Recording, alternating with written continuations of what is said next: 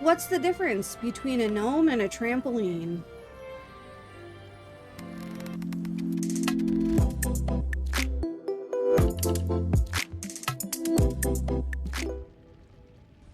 Well, hello there.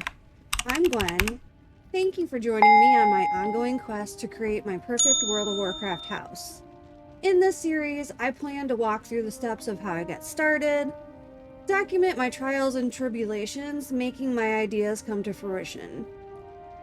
Thank you for being here. It means more than you know. Now, let's make it ours. So today we're going to continue on the stairwell room, but as you can see, I'm standing in a doorway where there was once a wall. So you remember when I warned you that I plop a lot of stuff down and decide that I don't like it or something doesn't work out and I have to change it? This is one of those times. After I got the stairs up, I figured out there's not really enough walk space around the stairs with the walls, so I put doorways in so we can walk around. You will see that later. And because of this, I did struggle with a lot of stuff. So I did a lot of things off screen to try to get it to work out, just for the sake of video length. So with that being said, let's go ahead and get into it and I'll show you what I changed. At this point, I'm going to go ahead and start on the window up top. I'm contemplating on what to do about the walkway around the stairs. So while I do that, I pick two pillars. I'm changing their size to go ahead and hit the ceiling. You do that by doing the brackets is the hotkey for it. I flipped them upside down. Again, I had no clue what I was going to do with this window. I just knew I wanted a floor to ceiling window on the second floor without taking up a whole bunch of space. So this is me backing up and making sure I got them in line. I made sure they're stuck out about halfway from the wall, but lined up with the other pillars. I'm thinking I want to use the curved table. But again, I had no idea how I want this window to look. I'm just kind of playing around right now. I know at this point I did kind of want to add a top to the window so it looked more like a window rather than just having the rug slapped on the wall with candles behind it. So I'm using the beams. I'm going to make a little arch on top. Again, no idea what I'm doing, so as you can see I'm playing around with it, changing the sizes. And then I realized in past videos I never let anybody know how I come up with the angles or whatnot that I use. So I'll throw up on the screen what the math equation is that I use to make sure the angles are what I want them to be. 45 angles are easy enough. But then when you have to go to the other side, you need the opposite of that angle. And 45 and 315 I have memorized, but the other ones I don't. I actually have to do the math. So that's 23. At least I think I want it to be 23. Yes. So 360 minus 23 is 337, so that's the angle that we're looking at on the other side. And as you can see, that works just fine.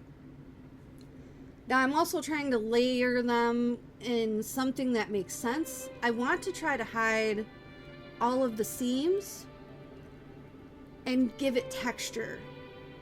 But I don't want it to take up too much room because I don't have that much space. I decided to add a third one to give it more of a round look. And I'm pretty sure I sunk that one in too far. So I'm going to go ahead and adjust them. I'm using the arch of the design in the wall to kind of line them up. So I don't want to get rid of my beam for the middle yet, so that's why it's kind of hanging out there. But now I'm going to go ahead and use the tables. I threw it right up to 200 because I know I want to cover everything. So I push it into the wall and then center it as best I can and then repeat the process on the bottom. However, you're going to see the bottom of the window ledge and also the top. So that's why I'm using 2 tables. So you get the design when you walk into the room and look up. You'll see the bottom of, or the top of the table on the bottom. And then when you're standing upstairs, you're also going to see the top of the table. So that's the method to my madness on that one. Once I got the window the way I like it, we're going to go ahead and throw out the woolen rugs, get the ochre window, and then randomly pick whatever candles I want.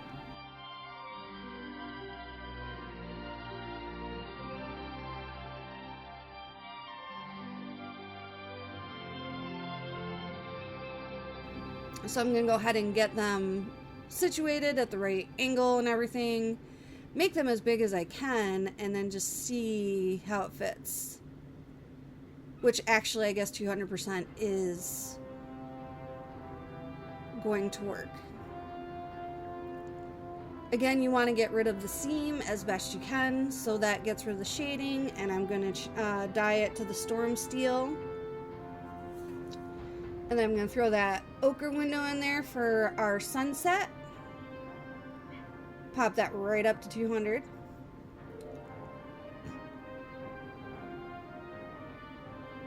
And then work it into the wall and get rid of the shadows.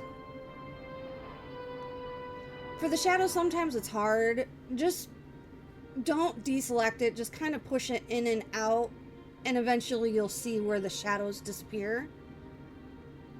Unfortunately, there's no great rhyme or reason to figure out where to put the windows. You just got to play with it. And now we're going to just slap our candlesticks wherever. I decided not to do a pattern on this one, and then I just sunk them in as normal. And now this is where it gets hard, because I haven't done this type of thing with no room. So I pulled out a couple of different things. As you can see with the red X, it's not going to work. The problem that I ran into is I need to sink it far enough into the wall to make it look like I want. But I don't want it to stick through the window too far and have it lose the effect. So this is me trying a whole bunch of different things. In the end, the shrubs work the best along with the hosta plants. I did change the angle on the hosta plants to make it look more tree-like, and then I just put the shrubs behind it to make it look, again, more like leaves. I love those blue drapes, but unfortunately they hide everything, so that's not going to work. So I went ahead and used the tide curtains. Now, as you can see, I really wish they would change it so there would be a valance on both sides, no matter what side you're looking at for the curtain. And obviously, with them being this close together, I want them to look the same. So I've been trying to figure out how to just cover it all. But I hate the way this looks, so I'm gonna get the curtains as big as I can and try to work it in. And then I'll go ahead and use the valances later, and I'm gonna go ahead and cover both of those valances with valances, because you see that this valance, there's a fringe on it, where the valance to the actual tide curtain, there's not. Again, I don't know how many people are going to notice that detail. It's just my OCD, so you don't necessarily have to be that fussy about it. And I don't like seeing the tide tops, so I'm going to try to hide those as best I can, but where it makes sense anyway.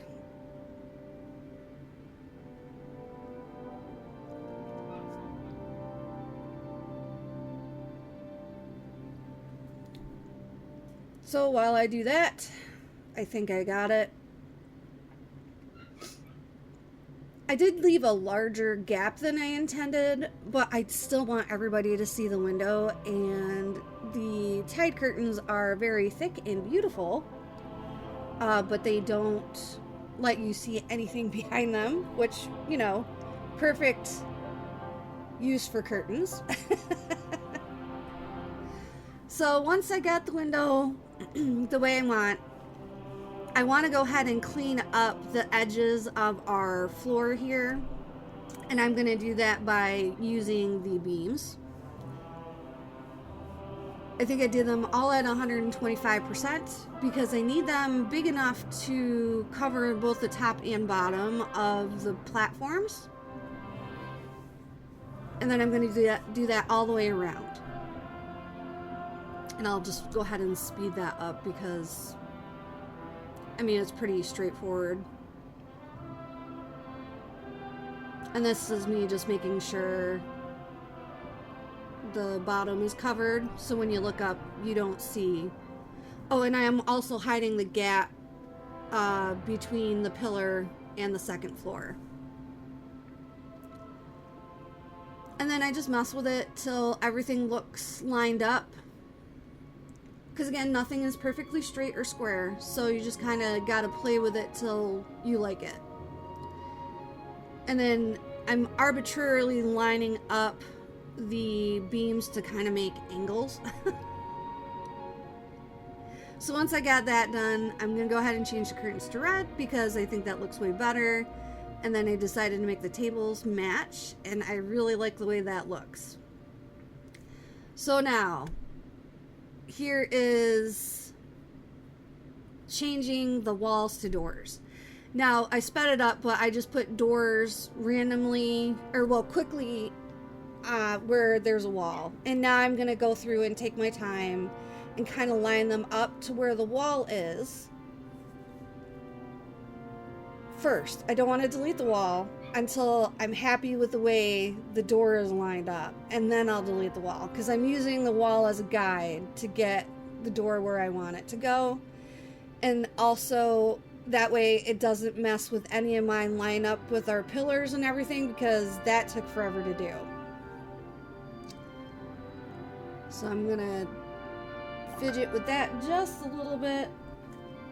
Alright, and now I'm gonna rinse and repeat on all of the walls, except for the ones that are on 45s, where the stairs are touching. Okay, so once I get that done, I'm gonna remark the middle of the room, because with a grand ceiling, we gotta do something with the grand ceiling. So once I got that remarked, I'm gonna go ahead and plop everything up so I can get everything lined up all nice on the ceiling. And I'm gonna repeat what I did in the foyer and do the crate along with the draconic chandelier. And also on a side note, I did make the draconic chandelier 200%, but after running around in it a little bit, I did drop it down to 150%. So it shows 200 here, and I leave it at 200, but I decided 150 is good enough. Once I have that all marked, I'm going to go ahead and delete my marker, adjust everything, and then I'm going to slap my Sindori rug right up there for the medallion like we did in the foyer. I thought about doing a skylight, but with the way the window is, I didn't want it to look silly. Although in hindsight, while editing, I should have put it at like a diagonal so we could have diagonal skylights and not worry about the window, but that's okay. That's for another room. Alright, so now that I got the middle all marked out, I'm going to go ahead and I decided to put fences in because I don't want everybody walking through the garden that I'm going to put between all of these stairs. So I'm just getting everything down to 50% and getting them situated. Now, if you're following along, to kind of save you a step later, I decided that I needed to put the rugs on the floor and make it green to help cover the marble. But to do that, you need something to hide the edges of the carpet. So I eventually put beams underneath these fences, but I don't realize I need that till I start putting rugs on the floor. So you'll see when I realize that later. So I'm just lining everything up, trying to center it as best I can, center it on the pillar, and then try to center the middle fence, you know, in the middle gap. Doesn't need to be perfect, it's fine. And then you just repeat the process on the other three, except for the front one is going to be a little more difficult because of where the stairs meet, and you're only going to use two. And again, on hindsight, I probably should have just made them straight across rather than try to angle it with the circle. But either way, I think it still ended up looking good in the end.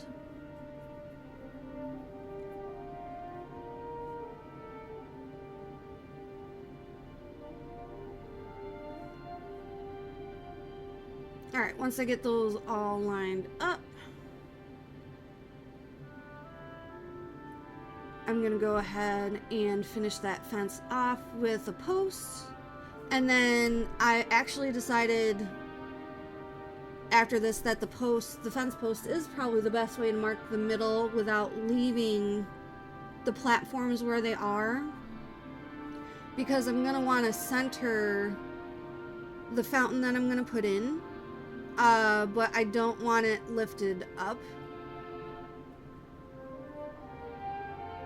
Alright, so once I get that post in, it's good. Alright, and now we're going to move on to the garden part. Oh, I guess I did delete the markers first, but that's okay, that's where the middle is. And then I'm going to make it very large because I want to be able to get a hold of it and delete it later. I mean, obviously I can use the advanced list if it doesn't work out the way I plan, but I didn't think about that at the time.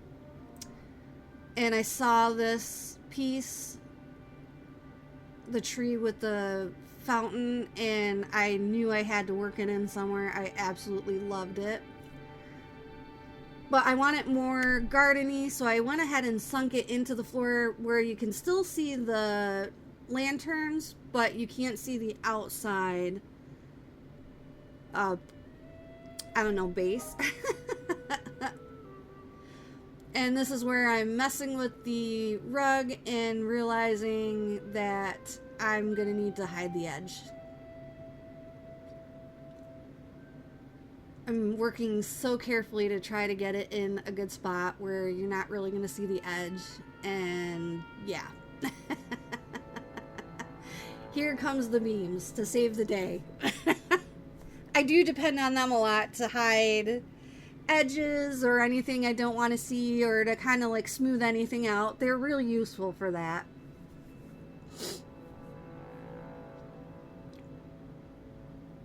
And then I'm going to drop them all down to 50% as well. I thought about just using one big one, but then I realized it looks silly. So I'm doing 3 little ones. And again, I want to try to center them all and line them up with a fence, and then just put the fence on top of them.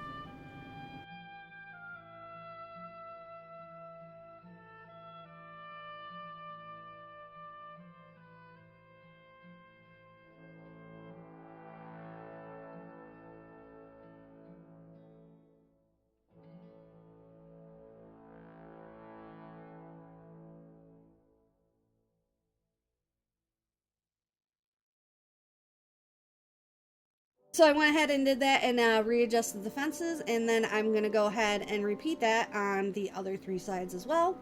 So once I get this lined up, cue speed video.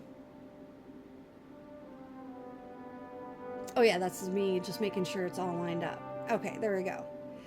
Oh, and now I'm just going to go ahead and slap all the rugs in at 200%. And again, I don't need to be really careful about where they go because the beams are going to hide the edges, which is great. Once I get them all placed, I'm going to go ahead and change them all to lush green.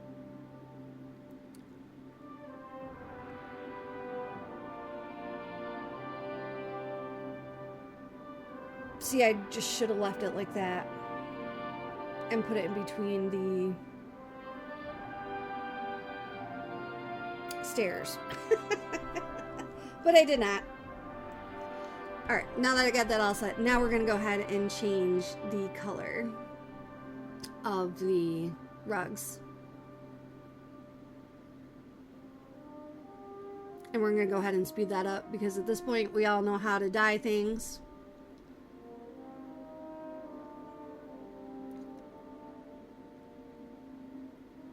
And now that I got that all dyed, we're going to go ahead and start putting in some plants. I'm going to speed it up because, again, you can pick whatever you want.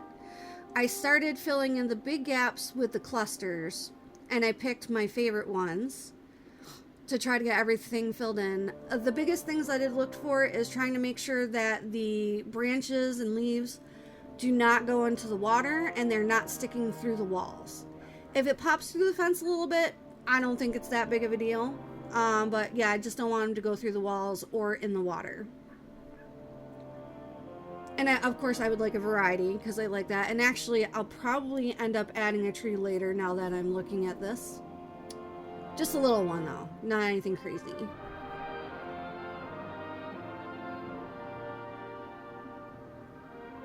Alright, and this is me just go ahead and making sure that I like the way everything looks. And yeah, of course, everything has to kind of match a little bit. They have to be similar style.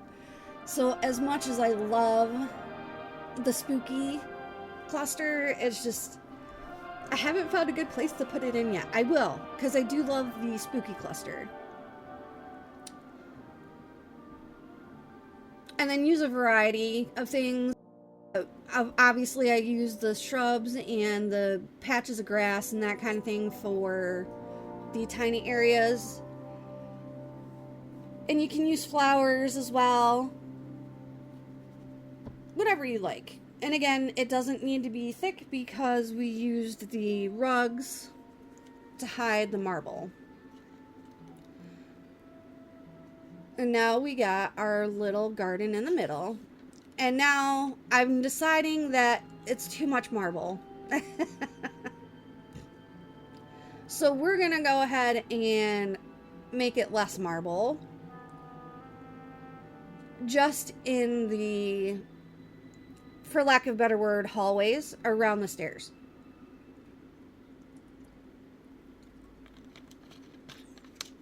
So I got those all changed.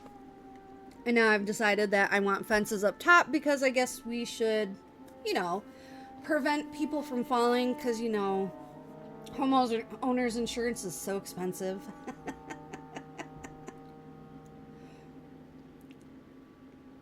So here I'm trying to figure out what the best way is to line everything up, how I want it to end, and just kind of playing with it.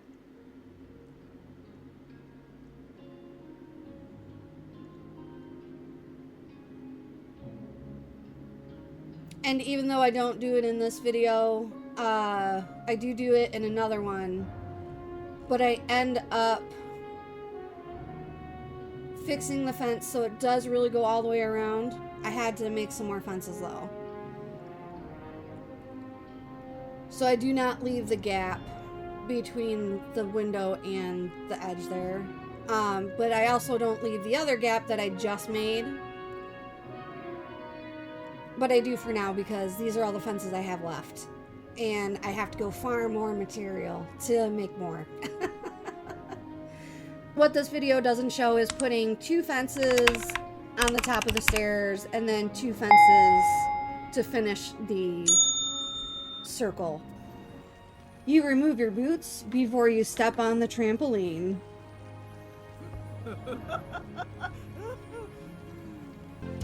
Thank you for coming along with me as we bring this chapter of the quest to a close.